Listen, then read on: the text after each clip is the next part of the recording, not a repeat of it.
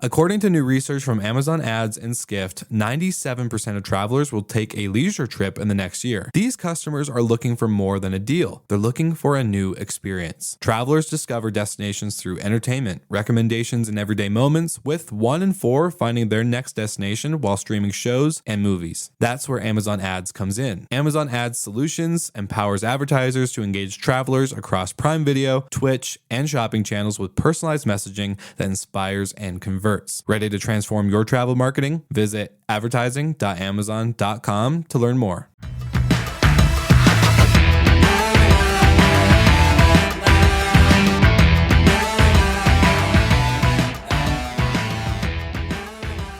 As we head into the holiday season, 54%, you heard that right, 54% of U.S. adults drink alcohol.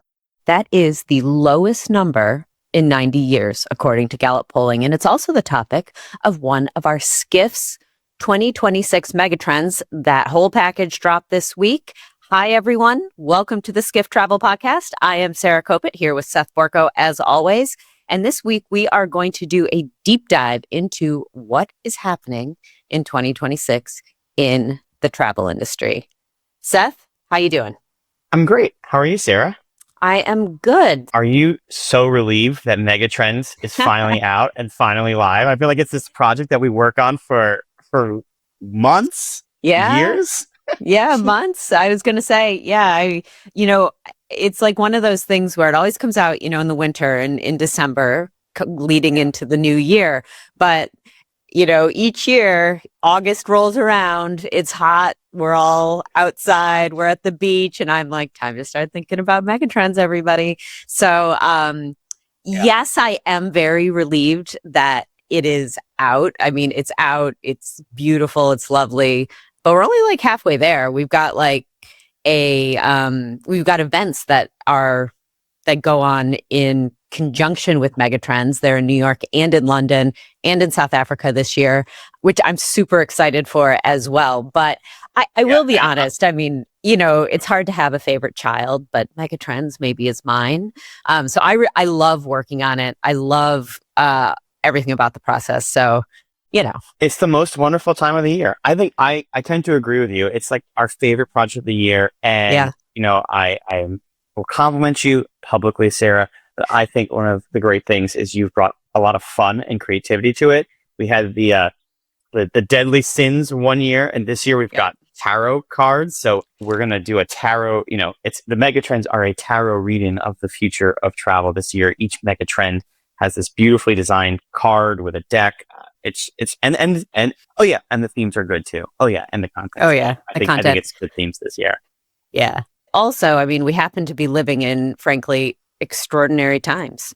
Unprecedented times. Unprecedented, extraordinary, meaning like everything is so fluid and it changes so quickly. It was one of the things that I was thinking about when I was writing kind of the intro for it. It's like talking about what's going to happen in the future. It's a bit of a fool's errand these days, right? Like, I don't know. Yeah. Like a year ago, could you even imagine what we're going to be talking about today?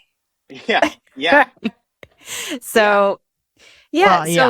And why don't we get into it? So the Trump administration kind of, I would say, slipped it in a government filing this week that for tourists coming into the United States, they're going to ask, among other things, for 5 years of social media history. Wow. 5 years is a lifetime in social media land. What were you doing on Twitter 5 years ago? I was going to say, I mean, 5 years ago, like, was TikTok a thing? Like even that, I'm not even sure. So it's in the timing of it is just so crazy to me, quite frankly, with the World Cup coming.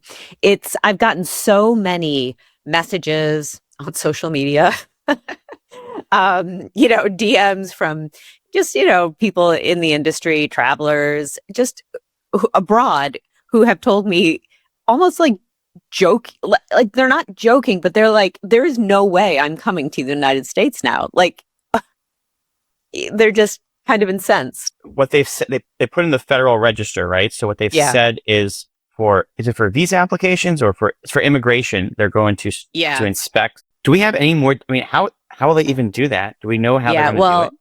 That's the thing. We really don't know any of that yet. And it's in a 60-day review period right now. So if any of these, I don't know, like it's hard to say. Like, it probably cuts down party lines, I suppose, like many other things. But just the logistical implications of this seem, just think about in your own job or in your own life, how hard it is to do some like relatively simple things. Like, this is not a simple thing. Yeah. And in a government and a visa, bringing people in from every country in the world, how complicated it would be to institute something like this. So we'll see. But we're still in the comment period, but it's a doozy, this one. I mean, I feel like just because it is so, forget the chilling effect, which is obviously what we in the tourist industry are concerned about. Given how hard it is to implement, I don't think we know the answer to this, but I can't think. I'd be curious if there are other countries that do a similar level of screening. I wonder if any of our listeners would know this. That if there's I wonder if any of our listeners would know this in terms of, like, do other countries have similar screening? And I'm curious how it's done and what it will mean for all this stuff. I mean, it's funny. It's funny with these trends too, is that sometimes you can talk about a trend like mobility, like visa issues, because we've been talking about visas for a while, right? And in fact, one of the stats but you can't predict the specific twists and turns that trend will take sometimes. We know that visas will be a thing. We know World Cup will be a thing. But who would have thought that screening 5 years of social media at the border for every single international visitor was what was going to be coming next? And I'll say, we've done some research on, there's something called a visa-free score. There's a couple of organizations that will create it. And your visa-free score is basically how many countries can visit your country visa-free. So a visa-free score of 20 means that, country ABC has visa-free travel with 20 other nations, and so on and so forth. And one of the studies that we did on Skift Research was we looked at the median visa-free score. So we looked at all, whatever it is, 190 UN countries, 190 something. And some of them have really low visa-free scores of 1. And some of them have really high visa-free scores, like Singapore, I think, is number 1, of like 100, 150. And we averaged it out and we looked at over time. And what we saw was, over the last 2 decades, there has been a huge growth in median visa-free scores. Across the globe, visa mobility, and in general, international mobility, has been on a consistent, to use a secular, long-term trend. Basically, since the 90s, every single year, it's gotten easier and easier and easier to travel internationally and across the globe. And one of the things that we saw is, kind of starting around 2019, that's plateaued. And one of the things I think about is, I wonder if I hate to say it, but have we seen like peak international mobility, peak international travel? Is there only going to be more friction going forward instead of less friction? And that has huge implications for travel. And of course, one of the things that I've been thinking about too is just knowing how, or kind of understanding, both from the first term and this term, this administration, and how it behaves. If this was kind of a knee-jerk reaction to the terrible shooting that happened in DC a couple of weeks ago, and this was maybe a rash decision that went out without really thinking about the logistical implications. Like, they hadn't been thinking about doing this for, the last 90 days and putting together all of the, There's a devil's advocate in me, or not devil's advocate, but there's a flip side that says, what if they're just already collecting this data and they didn't even realize that we didn't know we were collecting?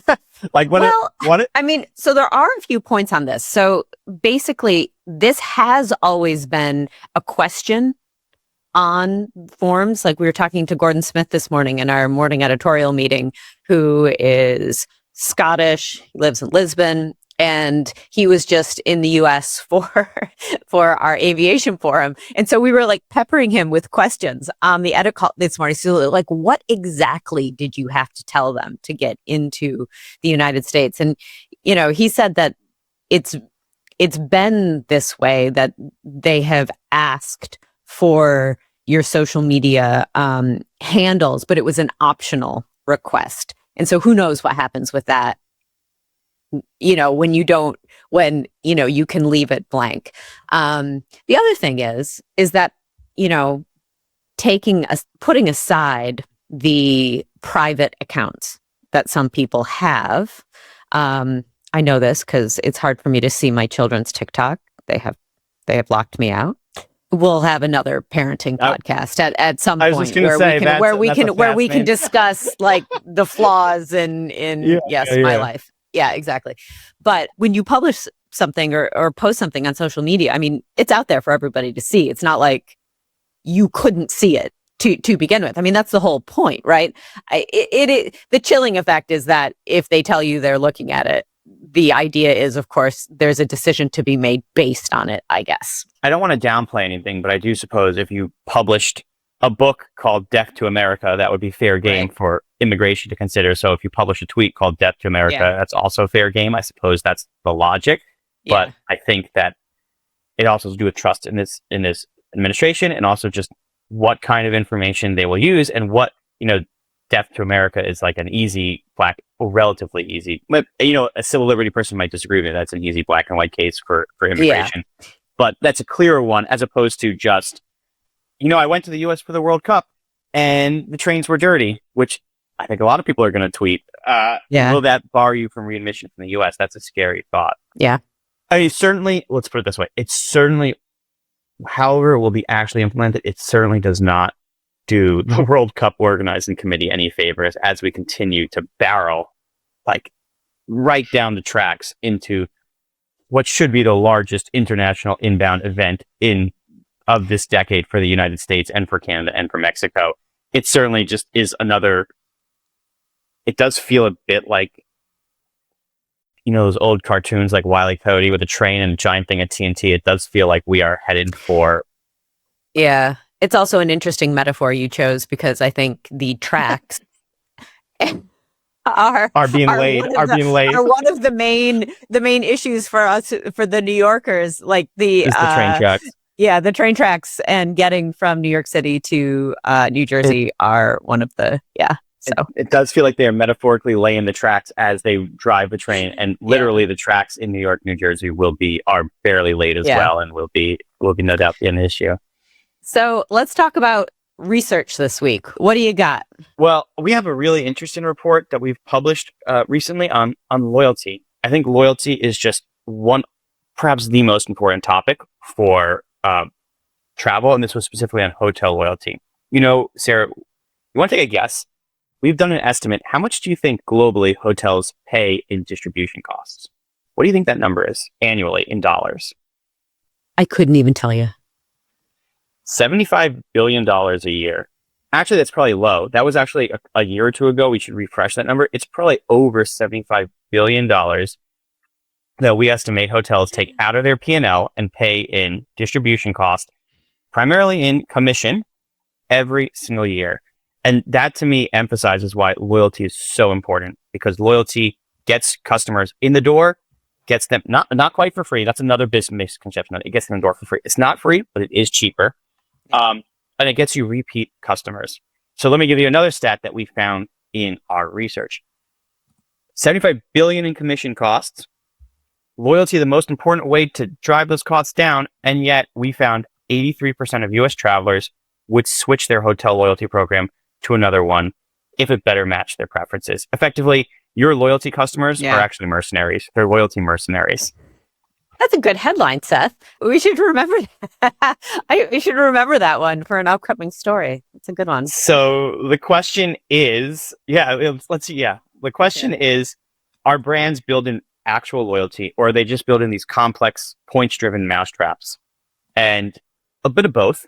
And by the way, don't get me wrong. I'm not here to, we can curse a little bit, right? I'm not here to shit on points programs. I'm not here to say that these big programs are failures. They're actually incredible successes.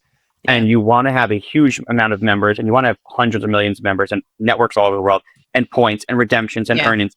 But we do need to bring back some of that more true brand loyalty. And our most recent research report, it's called Hotel Loyalty, Personalization, Direct Bookings, and the Rise of Experience-Led Travel. And so the kind of in the title, it's about how hotels are increasingly adapting more personalization techniques, integrating more experiences. How, you can now use Bonvoy points to redeem for experiences. That's true in many other places.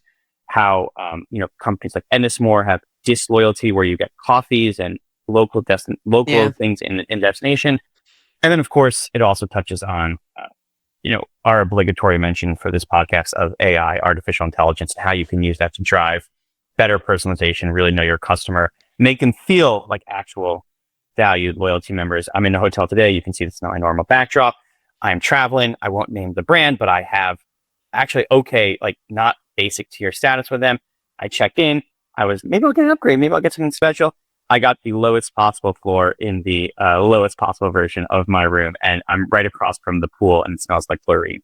I don't feel like I was rewarded as a loyalty member. How can AI help, and technology tools help optimize that experience so that your customers are less mercenary? So that's our latest research. We're excited about it. We think it's a huge evergreen topic. I love the smell of chlorine. Actually, I do too. It was my wife complained about the chlorine.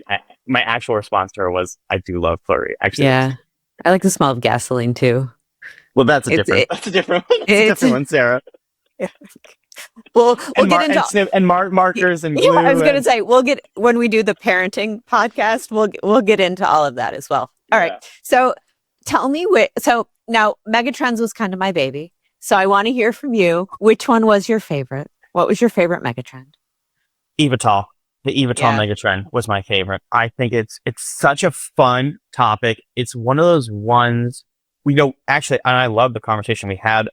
An eVTOL lawyer, an aviation lawyer on the podcast, and she was super excited about eVTOL. It's going to happen. That's what's crazy about it, is that when these things, I've been hearing about it for years, and I feel like this is the year I'm actually going to see one fly.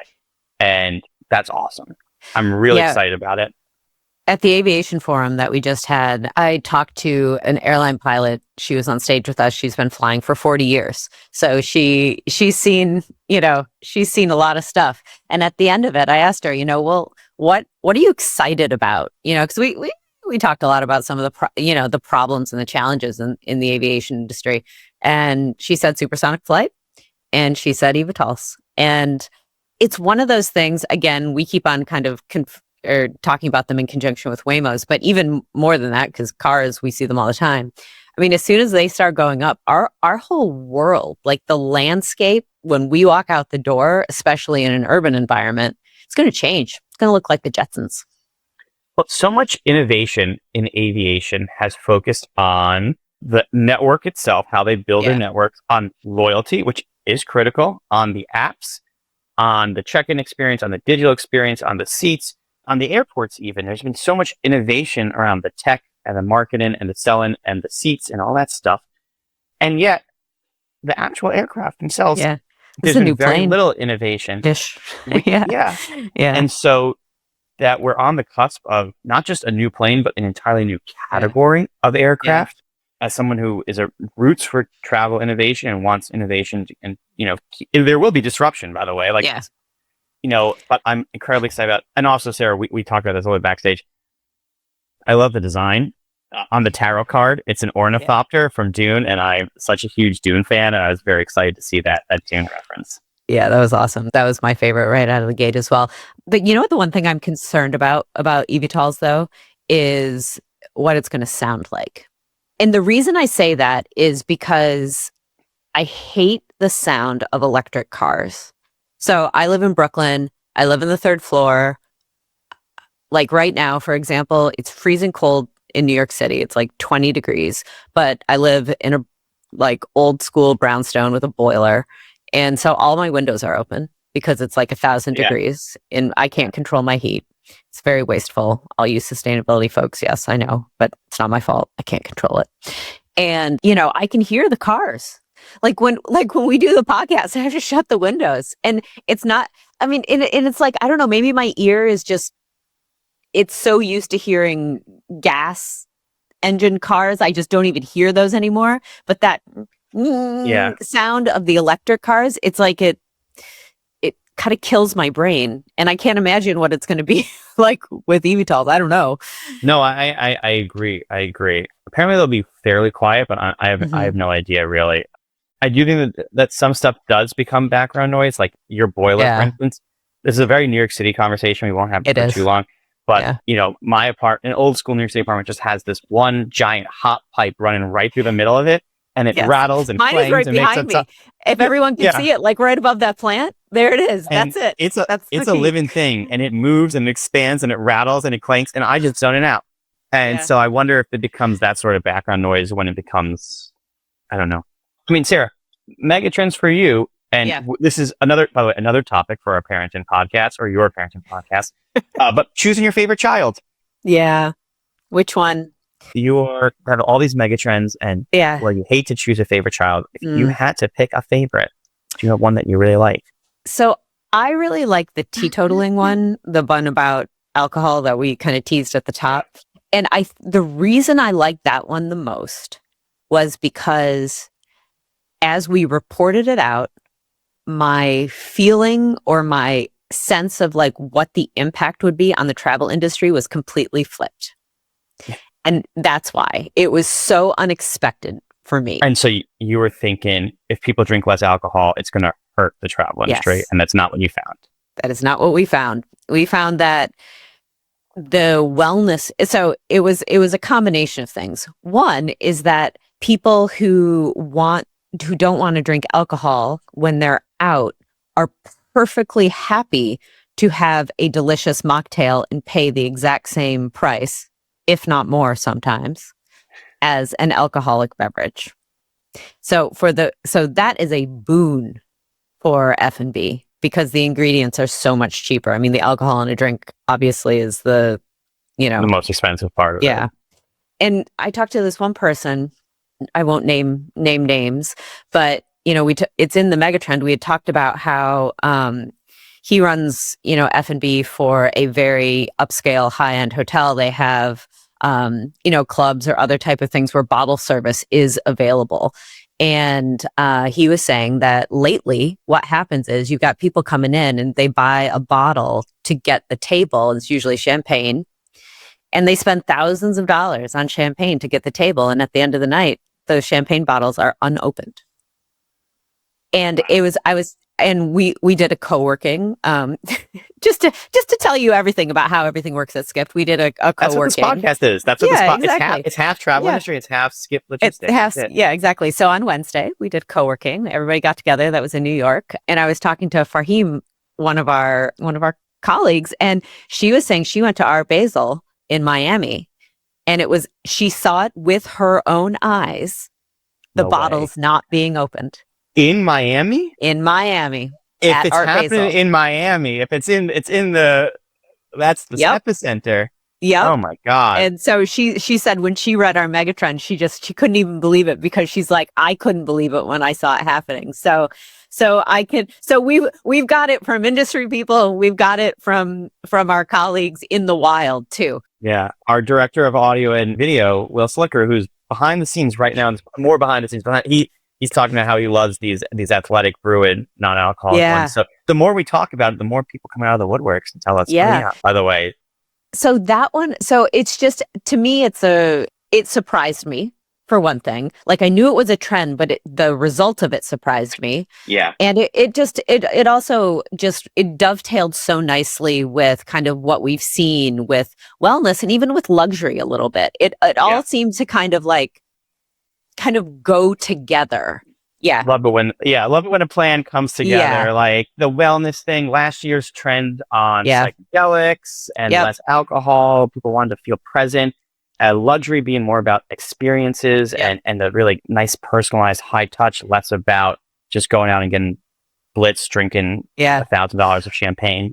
Well, and the other thing is that what we found too, and I guess this wasn't much of a surprise, but "Okay, Boomer" was the title of the of the section on this, is that the generational divide on this is stark. This is a young person's trend. And it's interesting because the older I get, the harder it is for me to have a hangover, and yet I persist. Oh, see, I don't. See, You don't. this is another. I don't drink very much anymore for that reason. I just can't. I can't. Look, we found a positive to my parenting podcast. Yeah. Yeah, there we go. We put one in the win for Sarah, the mom. But I mean, I will say it kind of makes sense to me though. Actually, like I like to pack my vacations full of activities. Yeah. And the activities cost a lot of money, and they're the things I'm most looking forward to. I don't want to. My wife makes fun of me that I get up earlier on vacation days than I do on work days. It's easier to get up and go scuba diving than it is to come to work. Yeah. And of course, you know me well enough to know that that's exactly what I'm getting up to do is to go scuba diving. And you don't want to be hungover for that. You want to be present. So I oh do God, understand I can't even imagine going. I'm sure plenty of time based on the dive instructors. But like, I can't. I can't. I mean, it's a bit of a shock to the senses all the way around. I can't imagine the headache. And we had a luxury trend. This is just such an evergreen, such an important topic for us. We've talked about it. I mean, this trend was about what when we talked about on this podcast. The luxury bubble is going to get bigger. Yeah. That K-shaped economy where you have, instead of the economy moving like this, this is a podcast, so you can't even see what I'm doing. Instead of the economy moving in tandem, the upper class, it continues to expand. So that's the top arm of the K, and then the middle and lower classes are either flat or down, which is that bottom leg of that K. So it's a divergence. And there's been questions about, is this a bubble? How long can this last? And what do we think in this megatrends? So, I mean, this is a hard one to call. We do talk about, whether it is a bubble at all, or whether it might not be a bubble. Yeah. It's just people are wealthy and they are spending money. That's not a bubble. That's consumption.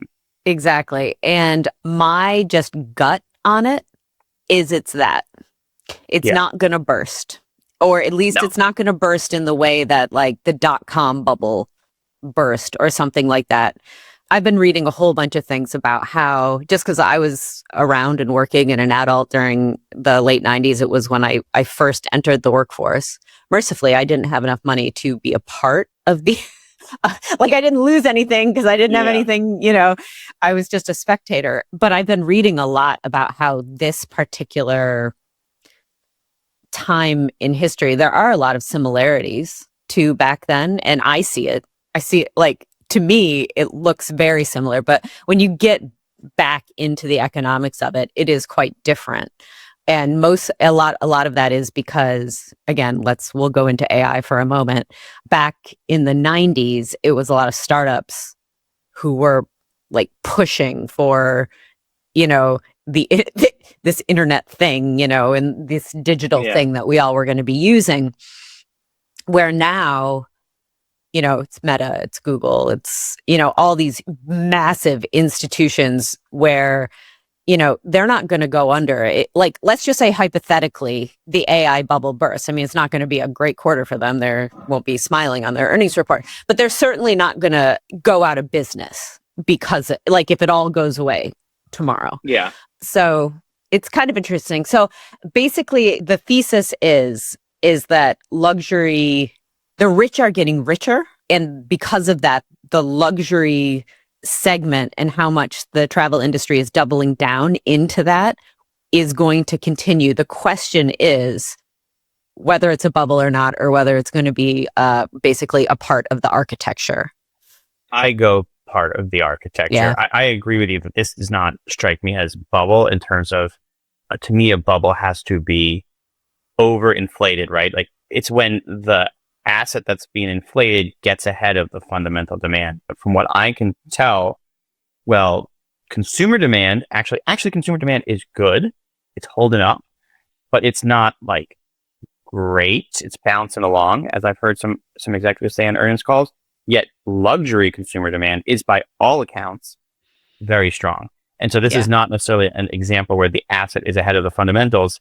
There are fundamentals of people with money and assets and wealth, And it's in many ways the culmination of experiences over things. This Yeah. is the people who chose, I want experiences over things. And the boomer generation, okay, boomer, that boomer generation that's also saved up for retirement and they've accumulated quite a lot of wealth over the last 20 years of effectively a bull market with a couple of big exceptions, but effectively a 20-year bull market. That's a lot of accumulated wealth to spend on travel. I keep on telling my parents they should just fly business class now, always. Totally. They don't, because they're from Michigan. But like I blame their Midwesternness on it. They don't listen to the podcast, so but they earned it. They've earned it. They've earned it in multiple ways, both putting in the hard work and years of economy flying, and they probably earned it in their portfolios. They had to raise me. Yeah. So I like Bailey Schultz, who's the reporter who wrote this story, calls luxury load barren. And as you say, part of the architecture. It's not just part of the architecture. It's a load barren, structurally critical piece of the architecture. And I agree with that. That's changing. Well, we don't want to give away all the megatrends. You should read the piece. Yeah, ask us questions. Go to skift.com, read the megatrends. They're right on the front page. They're good. Check them out. Tell us what you think. I will say one of the big megatrends, which kind of brings us full circle, that I thought was a good one, was about the U.S. being closed for business, which takes full circle right back to that first conversation about the Trump administration screening for social media at the border. And right or wrong, good or bad, we don't know how they're going to implement it. It certainly will have a chilling effect and only further push. And we just reported on Skift, 7 straight months of international inbound visitation to the U.S. has declined for 7 straight months. So that megatrend is a sad one. I don't like it, but it does seem to be a trend. Well, the Trump administration, we wrote that. I wrote that megatrend, but I wrote that megatrend literally, a couple of months ago at this point. But they gave me more this week. They gave me supporting documents. It's very rare that we root against a megatrend, but this is one that we root against. Prove us wrong. Prove us wrong. And one of the questions we did a LinkedIn Live. We got some great audience participation questions. One of the questions we got was, what does this mean for global travel if there's fewer travel to the U.S.? And the truth is, and we wrote this in our Skift research when we did Trump tariffs back in April, which is that the truth is, this trend is not about a destruction of demand. It's about a replacement of demand. And so people ask me, what does fewer travel to the U.S. mean for your outlook set, for your research outlook? And I say, it doesn't change much, because we forecast global growth. And guess what? That global growth will probably be the same. It's just that more of that growth will accumulate to places other than the United States. Certainly no one in Germany is canceling their vacation because of Donald Trump. They just might be avoiding the United States, which is what our survey data suggests. So we're going to do a bet. We're going to do our weekly Bet Me a Coffee on this particular question. This is my favorite mug, by the way, for anyone who's watching. It's a bat. It's from Howe Caverns from the Catskills. So cool. That's perfect so cool. Size. Yeah. Anyway. Shout out Howe Caverns. Shout out Catskills. Since we're podcasters now, we can do shout outs. Exactly. So here's the bet for the week. Will we see 8 months of declines in December? Which side of this bet do you want to take, Sarah? So I think we're going to see another decline. Another decline? I will get into the Christmas cheer. I will bet that let's take a bet, and I hope it's right. I'm going to take that prop bet that will break the streak in December, that Christmas joy will bring travelers to see the lights at Macy's and on New York City and Broadway and Times Square all drop. Tonight. Are you? I am going to Rockefeller Center tonight. I'm taking my daughter. She wanted to go ice skating. We could not get tickets to go ice skating, but we're going to go. We're going to go see the Rockefeller Christmas tree. We're going to go see the windows. We're going to get hot chocolate. I'm going to be freezing. Yeah. This is a hot take, and I will probably get comments on this, but I love the Christmas spirit, and I almost think that the Christmas spirit is not even a religious thing. It's just a vibe. Yeah. It's just good vibes. Yeah, it's cozy. All right, so I'm betting you that we will see year-on-year growth in December. People will want to see Christmas in America. You're betting the streak continues. We go from 7 months of year-on-year declines to 8 months. And when we meet back, probably in the new year, when we'll have this December data, we'll bet a coffee and see who's right. Maybe a hot chocolate if in the Christmas spirit. There you go. So let's talk about our winners and losers. Who's your winner for this week? You do the winners. I've got a loser in mind. Oh, okay. So we talked about this just a little bit. We touched on it. So my winner of this week is Boom Supersonic, that raised $300 million in one of kind of the strangest pivots that we've seen, where it's a supersonic aircraft company that is going to move also into AI data centers. So we've got like, it's kind of like we've got two things that are all very much like new and innovative, but completely different, which are now very much together. Well, we had Blake Scholl on the podcast, and it was one of my favorite interviews. And he's built or designed this supersonic airframe. And if you're a listener and you're not an aerospace engineer, which why would you be? An airframe is not the same thing as the engine. And the criticism that Blake has gotten for years is you've built an airframe, you haven't built an engine. And by the way, if you want to go supersonic, the engine is the most important part. He told us on the podcast, don't worry, guys, I've got a plan. We can build the engine. We can build stuff. And it turns out his plan was he's building the engine, but he's going to turn it into a gas turbine first and use the engine as a turbine to power AI data centers. And he's raised a lot of money to do that. So, wow. Blake, we can't wait to have you on the pod again. Come back, Blake. Tell us how it goes. Yeah. So who's your loser?